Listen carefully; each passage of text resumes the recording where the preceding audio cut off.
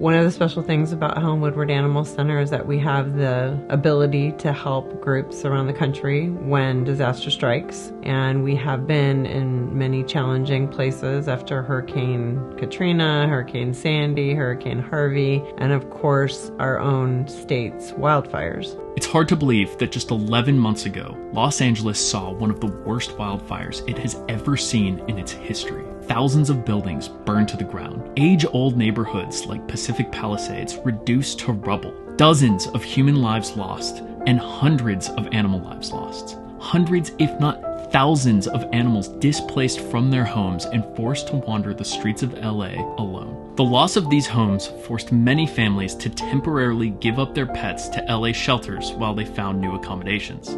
But the shelters were already at capacity with orphan pets who didn't have families. To make room for the displaced pets, the shelters would have to start euthanizing the orphan pets.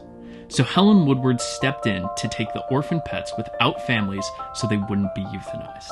And so we're incredibly fortunate that we have this rescue vehicle, and it is perfectly equipped for handling disasters like this. We reached out to groups in the area. We did collect a ridiculous amount of supplies from the community. People were incredibly generous, and we filled truck after truck after truck, 3 box trucks worth of supplies that went up to Los Angeles area in our RV. We also helped out by providing a medical team and then, of course, bringing back dogs. And Blue Buffalo stepped up to say, what if we sponsored a 10-day campaign, which we called Make Space for LA, to find homes for these animals. And we found homes for 114 dogs and cats over a 10-day period. One of our favorite stories, which was Riley, a mom with 10 babies. One of her babies were adopted by a Los Angeles fire chief, which is one of our favorite stories of a positive ending out of a very difficult situation. I'm a captain with the Los Angeles City Fire Department. I've been with them 23 years. Recently we had the most destructive wildfire in the history of our fire department. This is going to be Laney, our new cattle dog puppy. Felt like, you know what, I wanted to help out the best I could for that community that's gone through a lot. And one of the ways to do that was adopt this little girl. She kind of stuck out to us because of her markings.